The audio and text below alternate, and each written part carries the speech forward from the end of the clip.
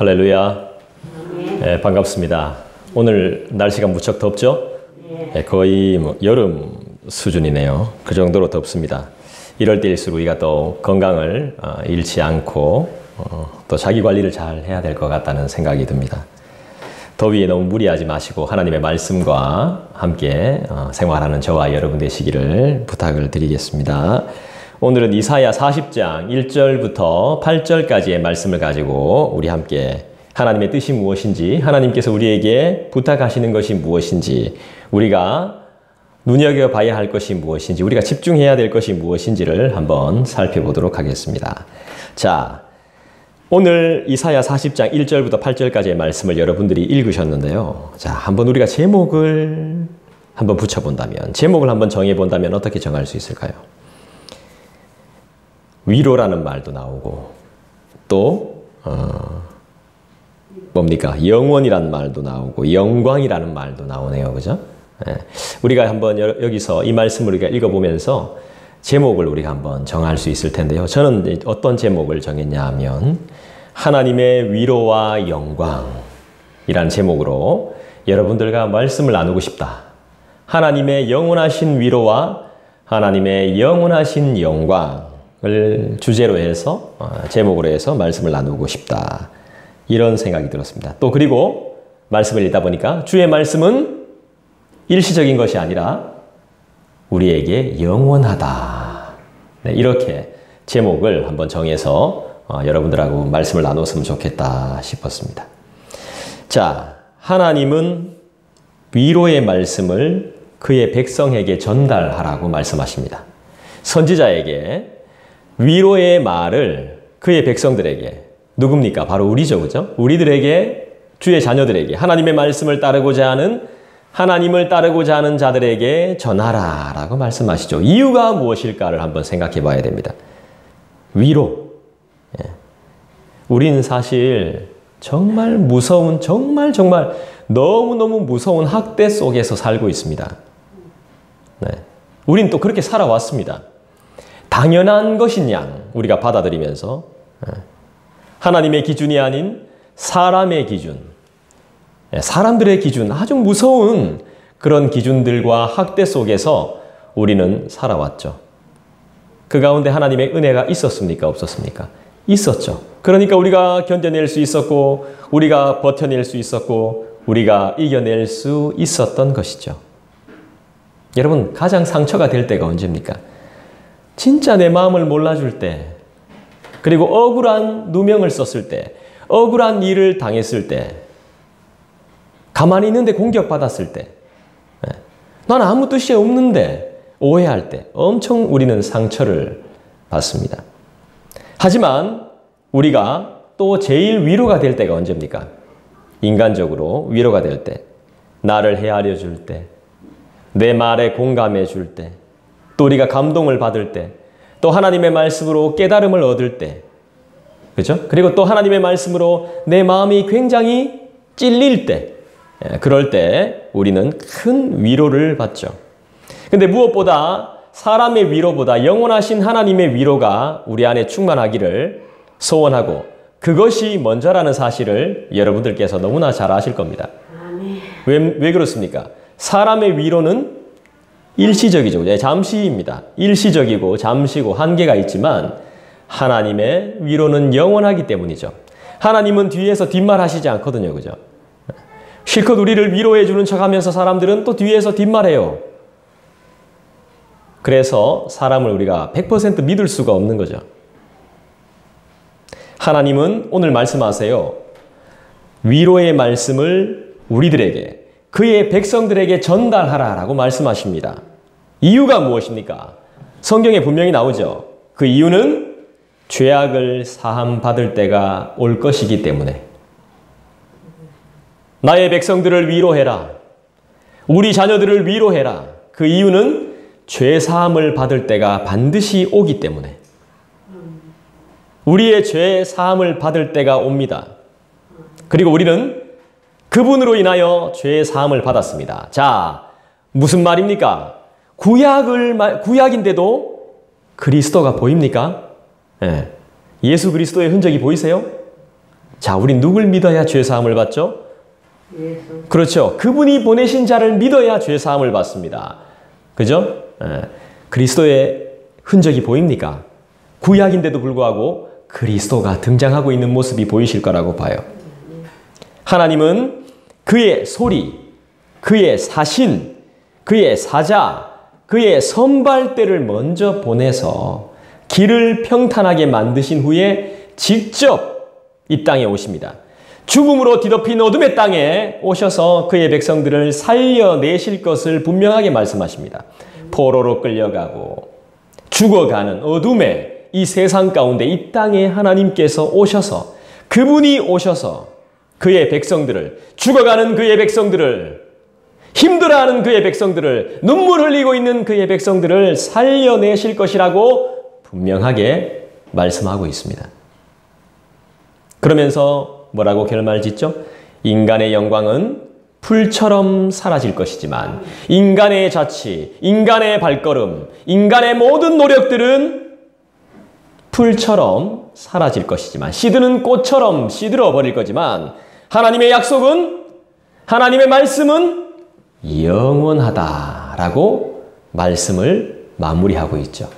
그래서 우리에게 제일 중요한 게 무엇입니까? 바로 하나님의 말씀이에요. 뭐니 해도 하나님의 말씀이죠. 말라 없어집니다. 이 세상 것들은 전부 다. 꽃도 한철이고 풀도 한철이고, 그죠? 다 말라 없어지고 시들어 없어지는 것이지만 하나님의 영광과 그분의 말씀은 영원하다라고 말씀하죠. 우리 하나님의 말씀만 영원한 것입니다. 네. 그래서 우리 하나님이 이 땅에 오셔서 우리에게 뭐라고 말씀하실까요? 진짜 수고했어. 잘했어. 칭찬하시고 우리를 격려하실 것이고 응원하실 때가 올 거란 말입니다. 이게 진짜 위로라는 것이죠. 사람이 주는 위로, 이 한시적인 위로 말고 뒤에서 엉뚱한 소리 하는 그런 위로 말고요. 위로하는 척 해놓고서는 더 우리에게 아픔을 주는 그런 거 말고요. 진짜 하나님께서 오셔서 정말 수고했다. 진짜 고생했어. 잘했어. 애썼다. 내가 너를 안다. 이렇게 분명하게 말씀하시는 그때가 온다 말이죠. 그걸 믿으시죠? 우리 1절 보십시다. 너희의 하나님이 이르시되, 우리 하나님이 말씀하십니다. 우리의 하나님이 이르시되 너희는 위로하라. 내 백성을 위로하라. 하나님의 백성을 위로하라. 이렇게 말씀합니다. 진정한 하나님의 백성은 하나님의 위로를 구합니다. 왜죠? 하나님은 우리의 아픔을 확실하게 아시기 때문에 그렇습니다. 어설프게 알지 않습니다. 그냥 공감하는 정도가 아니라 확실하게, 온전하게 아시기 때문에 그분의 백성은 그분께 위로를 받아야 하는 것입니다. 그분의 말씀을 통해서 위로를 받아야 하는 것입니다. 그분의 보내신 자를 통해서 확실한 위로를 경험해야 되는 것이죠. 명령하고 있습니다. 우리에게. 너희는 위로하라. 위로하라. 내 백성을 위로하라. 우리의 진정한 위로는 누구시죠? 하나님이시죠. 보십시오. 우리가 공부하고 있는 매주일마다 배웠던 소요리 문답 신앙 고백서, 하이델베르크 신앙 고백서, 교리 이런 것들에 보면 우리의 진정한 위로는 누구냐? 우리의 비참함을 진정으로 위로해 주실 분이 누구냐라고 분명하게 말씀해요. 이야기해 줍니다. 바로 우리가 아버지라고 부르는 하나님이라는 사실이죠. 나라가 망했습니다. 우리가 아픔을 겪는다고 하지만 나라가 망하는 꼴은 겪지 않고 있습니다. 그죠? 야, 이거 망할 징조다, 망할 징조다 이러지만, 아이고, 지금 별소리 다 나오죠. 그죠? 좌파니, 우파니, 이런 이야기 다 나오지만은 그래도 우리나라는 아직 망하지는 않았습니다. 망할 수도, 망하면 안 되지 또. 지금 그런데 나라가 망했잖아요. 이스라엘은. 나라가 망했습니다. 나라가 망해서 어떻게 됐습니까? 포로가 되는 아주 최악의 상황입니다. 이때 진짜 위로가 필요한 거죠. 위로가 뭡니까? 구원이 필요한 것이지. 최악의 상황임에 틀림이 없죠. 하지만 이 상황은 하나님은 그런데 이걸로 슬퍼하지 말라고 말합니다. 고난이 유익이다. 이렇게 말씀해요. 최악의 상황인데 이 상황은 하나님의 백성이 죄악을 벗어나서 하나님만 의지하게 만드는 상황이랍니다. 하나님만 의지하게 만들려고 이런 상황을 만들어 버리시는 하나님. 그러면서 하나님이 또 위로하시죠. 구원해 내십니다. 우리 하나님은 최악의 상황 속에서 자신의 백성을 거룩하고 의로운 자들로 창조해 내실 수 있습니다. 건져내실 수 있습니다. 구원하실 수 있습니다. 왜 나라가 망했습니까? 하나님의 선택받은 이 하나님의 나라가 왜 망했습니까? 이들의 죄악 때문이죠. 철저한 죄 때문입니다. 말을 안 들었기 때문이죠. 하나님의 생각을 몰랐기 때문입니다. 하나님의 뜻을 전혀 헤아리지 않았기 때문에 완전히 망해버린 것이죠. 그래서 하나님은 그의 백성을 향해서 위로의 말씀을 하십니다. 죄악으로 망했는데 그들이 죄악으로 망해서 고난을 받고 있으니까 하나님이 또 오셔서 위로하십니다. 여기서의 위로는 인간이 주는 일시적인 언제 또 변할지 모르는 위로가 아닙니다. 살려준다 해놓고선 더 힘들게 만들고 도와준다 해놓고서는 더 당황스럽게 만들고 그게 아닙니다. 고난이 내게 유익이라고 말할 때 그 고난을 통해서 나를 돌아보면서 나를 기다리고 계신 주님을 본다는 사실이죠. 옛날에 식모살이 많이 했잖아요. 제가 저도 간증을 한번 들은 적이 있는데요. 아빠가 이제 노름을 너무 많이 하는 겁니다. 노름을 너무 많이 해서 힘든 겁니다. 자식들이. 딸 셋에 아들 하나인데 너무 힘든 거예요. 노름을 너무 많이 해가지고. 이 간증을 하신 분은 이 세상에서 포크가 제일 싫대요. 포크. 왜 포크가 싫으냐고 물었더니 이제 하도 아버지가 노름을 많이 하셔가지고 그냥 도박장 가서 그냥 노름하면 되는데 그걸 꼭 이제 집에 사람들을 데리고 온단 말이죠.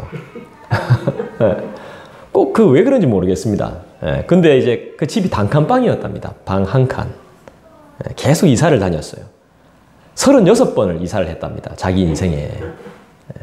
근데 이제 계속 이사를 다니는데 거기마다 이제 오는 거죠. 와서 노름을 하는 겁니다. 그럼 시끄럽잖아요. 아들도 집에 들어가기 싫은 거죠.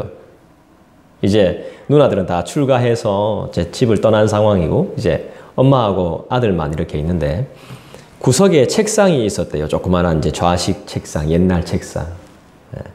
거기만 유일하게 자리가 좀 비어 있었대요. 그래서 그 사이에 발 집어넣는 그 사이에 머리 대고 엄마랑 자는 게 유일하게 잤다는 거예요. 그 공간. 그 소리가 좀 덜 들리더래요. 담배 연기, 술. 그래서 거기에서 이제 있다가 아빠가 돈을 따면 그날은 좀 괜찮아요. 근데 돈을 잃어버리면 난리가 나는 거예요. 돈을 잃으면. 그러면 뭐 엄마한테 살림살이를 왜 이렇게 하느니,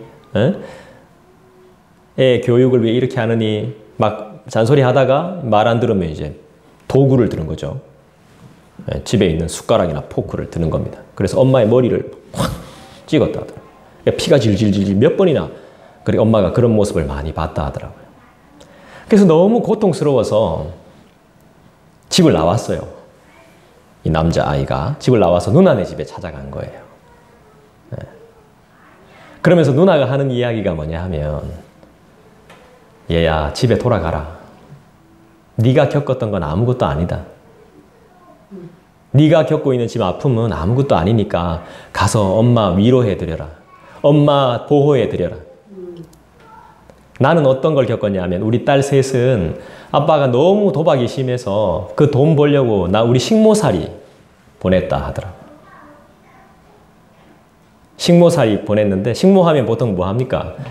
부엌일하고 밥 차리고 뭐 이렇게 막 하잖아요. 일이 너무 많은 거죠. 빨래하고 뭐 집안일이 좀 많습니까?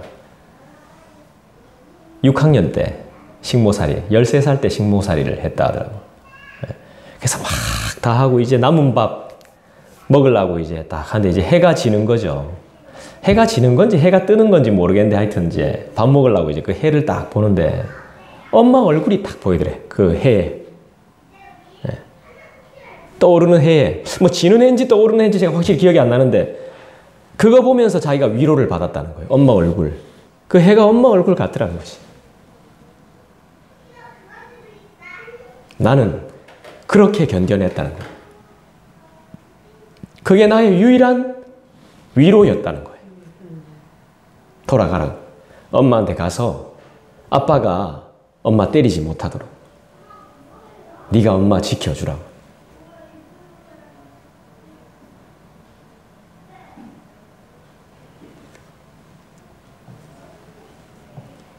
고난이 내게 유익이다 라고 말할 때 그 말이 정말 성립이 되려면 하나님의 말씀으로 내가 버텨내야 되는 거 아니겠습니까? 고난이 내게 유익이다. 어떻게 고난이 나에게 유익이 될 수 있습니까? 그 고난을 통해서 하나님을 바라보는 유일한 위로. 그 고난으로 하나님을 바라보지 못하면 나에게 위로는 없는 것이죠. 그 고난 속에 하나님이 계신 것. 그 고난 속에 하나님이 나를 보고 계신 것. 그것을 내가 알지 못하면 하나님을 사랑하는 사람들은 자기가 말을 안 해도 표가 난답니다. 하나님을 정말 사랑하는 사람들, 하나님을 정말 사랑하는 사람들은 티가 난대요. 다윗 보십시오. 다윗이 학문적으로 얼마나 뛰어났는지는 모르겠지만 솔로몬이 다윗을 능가할 수 없잖아요. 솔로몬은 체계적으로 교육을 받은 사람이죠. 그런데 하나님을 사랑하고 하나님의 마음에 합한 자라는 칭찬은 누가 받았습니까? 다윗이 받았죠.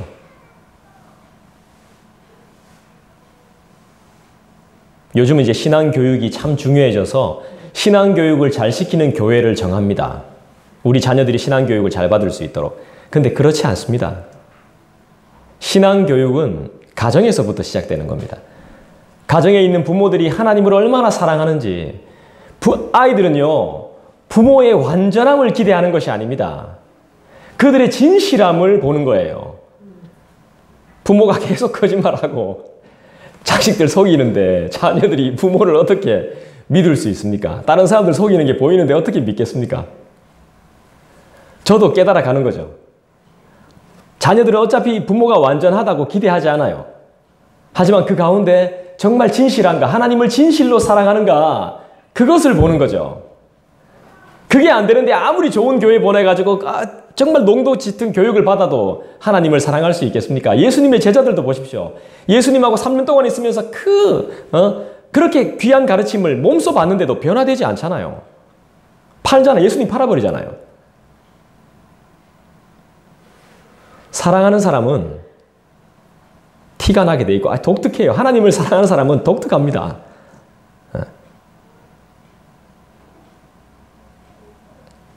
나를 기다리고 계신, 내 상황을 보면서, 내 환경을 보면서 나를 기다리고 계신 하나님을 보는 거예요. 그 힘든 상황 가운데서 주님 도와주십시오 하면서 견뎌내고 있는 하나님이 그걸 보고 계신 거죠. 인간적인 위로를 기대하고 산다면 하나님의 위로는 경험할 수 없습니다. 주님의 위로를 구하셔야 됩니다. 제가 이렇게 말씀드릴 수 있는 것은 2절이 그렇게 분명하게 이야기해 주고 있기 때문이죠. 자, 보십시오. 2절. 너희는 예루살렘의 마음에 닿도록 말하며 그것에게 외치라. 그 노역의 때가 끝났고, 노역, 죽을 고생 아닙니까? 힘든 거, 이게 끝났다는 겁니다. 식모살이가 끝났다는 거예요. 어떻게 해요? 예루살렘의 마음에 닿도록 말하며 그것에게 외칠 때, 예루살렘이 의미하는 게 뭐죠? 시온성, 하나님이 저기 계신다는 상징적인 의미 아닙니까? 그곳으로 외쳐야 되는 것이죠. 기도하라 이 말이죠. 그 노역의 때가 끝났고 그 죄악이 사함을 받았느니라.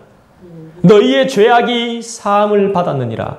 부모의 죄악으로 고통받는 자녀의 죄가 사함을 받고, 자녀의 죄악으로 고통받고 있는 부모들의 죄악이 사함을 받고, 그 그의 모든 죄로 말미암아 여호와의 손에서 벌을 배나 받았느니라 할지니라 하시니라. 이 무슨 말이냐 하면 노역은 전쟁으로 인한 힘든 상황을 의미하는 것입니다. 포로 생활, 노예 생활을 말하는 거예요. 노예 생활보다 힘든 생활이 있을까요? 하나님의 백성이 이 고통스러운 상황에 처하게 된 이유가 무엇입니까? 우리는 이런 고통스러운 상황에 처하지 않아야 되는데 이렇게 고통스러운 상황에 처할 수밖에 없는 이유가 뭡니까? 부모들의 죄 때문에, 리더의 죄 때문에, 그들의 죄악 때문에, 선배들의 잘못함 때문에. 그렇지만 때가 되면 인간의 죄악으로 말미암은 전쟁과 고통은 끝나게 될 것이라고 말씀하고 있는 것이죠. 노예의 때가 끝난다는 것입니다. 이때는 바로 뭡니까? 예수님께서 임하실 그때. 우리 메시아께서 오시는 그때. 우리의 죄악, 나의 죄로 벌을 받죠. 큰 벌을 받아야 되는데 받지도 않은 벌을 배나 받았다라고 이야기합니다. 여기 보십시오. 여호와의 손에서 벌을 배나 받았느니라 할지니라 하시니라. 안 받았는데 그렇게 받은 것처럼, 벌을 받은 것처럼 해주겠다는 겁니다. 그렇게 인정해 주겠다는 것입니다. 고생했기 때문에. 이게 진짜 위로 아니겠습니까?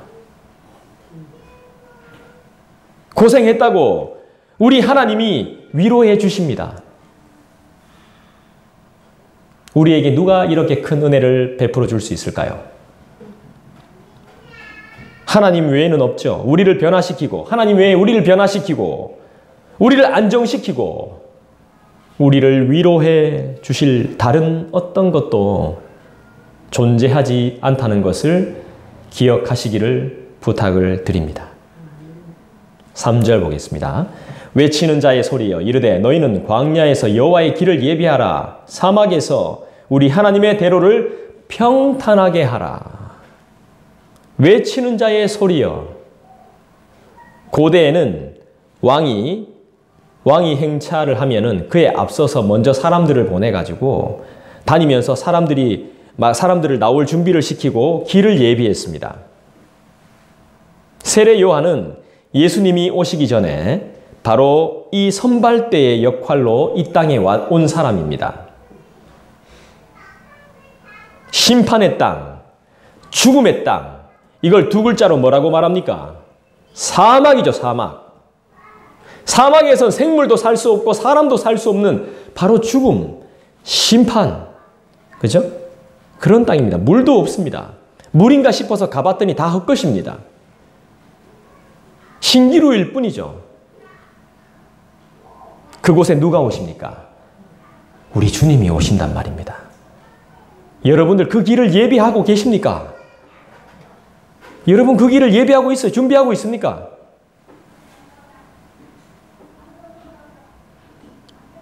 광야에서 여호와의 길을 예비하라고 지금 3절이 말씀하잖아요. 아무것도 없는 땅이지만 거기서 여호와가 오실 것을 예비하라는 것입니다. 광야, 사막은 죽음의 땅이죠. 저주의 땅입니다.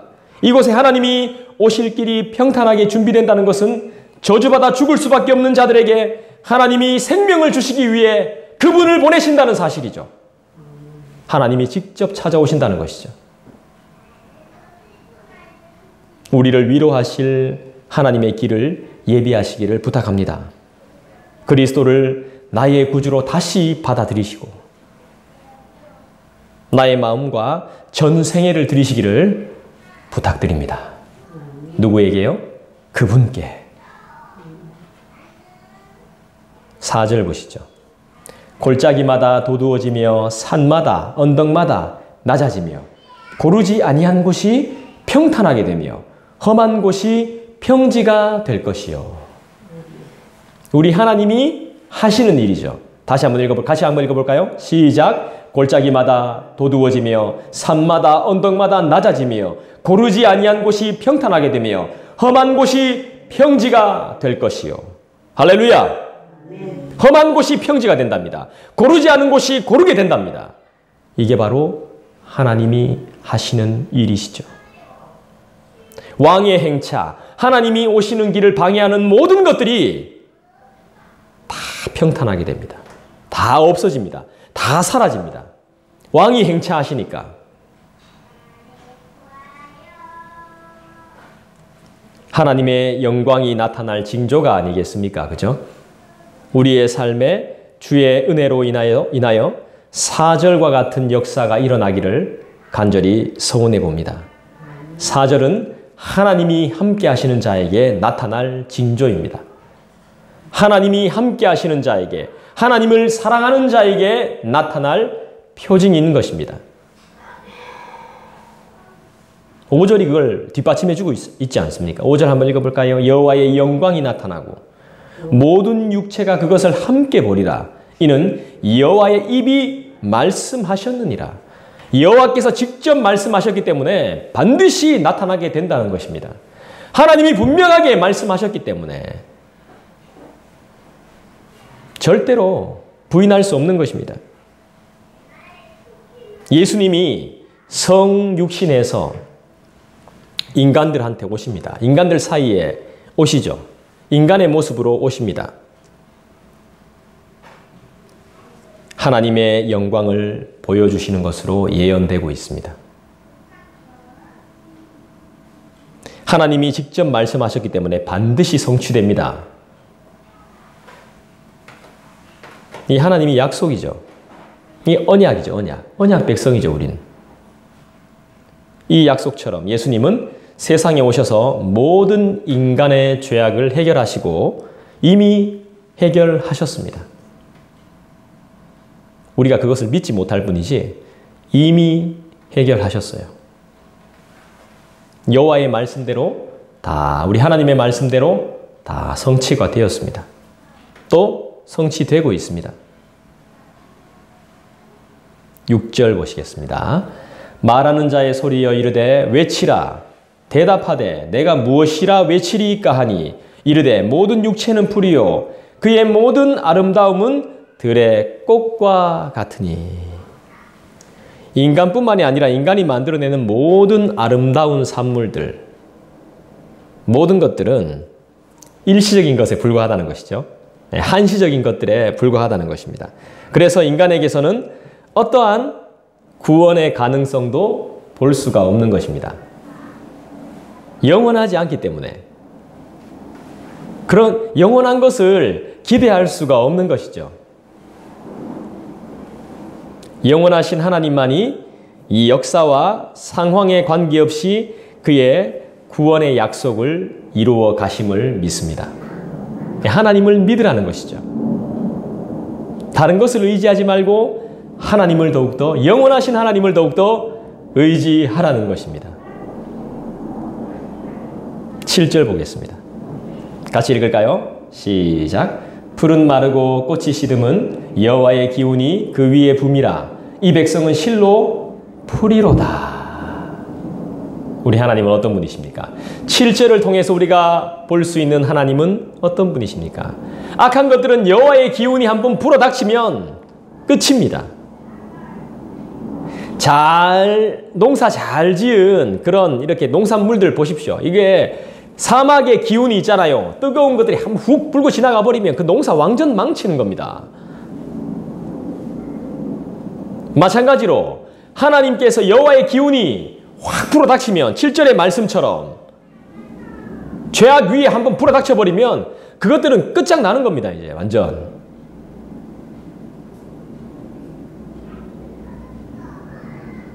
하나님은 어떤 분이십니까? 7절을 통해서 우리가 어떤 하나님을 발견할 수 있습니까? 우리의 생명을 소유하신 분, 우리의 모든 것을 알고 계신 분, 인간의 모든 것을 좌지우지하실 수 있는 분이 누구십니까? 바로 우리 하나님 아닙니까? 그걸 확실하게 보여주는 것이죠. 8절에 보니까 풀은 마르고 꽃은 시드나 우리 하나님의 말씀은 어떻게 됩니까? 영원히 서리라 하라. 우리 하나님은 이런 분이시죠. 풀은 마르고 꽃은 시들지만 사막에 열풍이 불면 광야의 풀과 꽃이 금방 시들어버리듯이 인간의 영광 또한 허무한 것임을 분명하게 우리에게 말씀해 주는 것이죠. 거룩하지 못한 것들, 순결하지 못한 것들은 하나님의 임재를 감당할 수가 없습니다.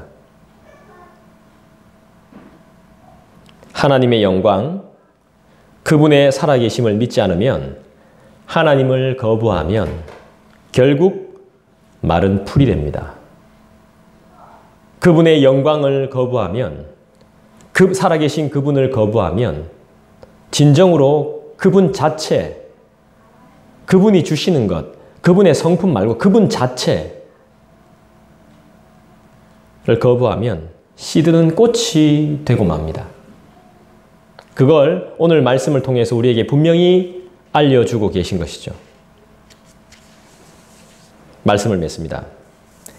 죄로 말미암아서 하나님의 생명과 영광을 빼앗긴 우리 인간들은 이 땅에서 계속 가짜 영광을 추구하면서 살아왔습니다. 속고 속이며 살아갑니다.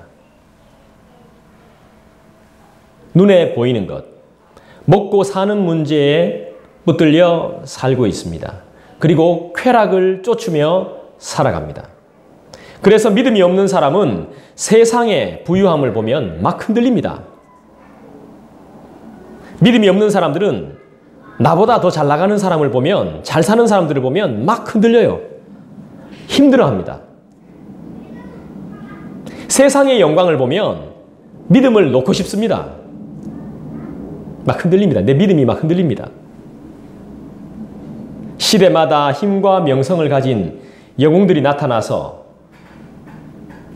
세상에 힘만 있으면 주님 없이도 잘 살 수 있다고 사람들을 계속 속입니다. 그런 사람들 많습니다. 시대마다 그런 사람들이 있습니다. 똑똑한 사람들 나타나가지고요. 요즘은 더 합니다. 가짜뉴스가 워낙 많기 때문에 요즘은 더 해요. 더 혼동스러운 시대에 우리가 살고 있는 것이죠. 사람들을 막 속이니까요. 하지만 이런 세상의 영광은 어떻습니까? 영원하지 않다는 것이죠. 사막에 핀 꽃처럼 순식간에 사라져버립니다. 여호와의 기운이 확 불어버리면 다 시들어버립니다. 다 말라버려요. 순식간에. 언제 그랬냐는 듯이. 이 땅의 삶이 고통스럽고 힘든 것은 단순히 돈이 없거나 물질이 없거나 높은 자리에 오르지 우리가 못해서가 아닙니다.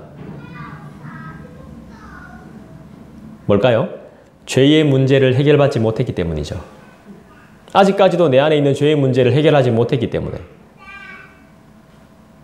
하나님은 그래서 누구를 보내셨습니까? 예수님을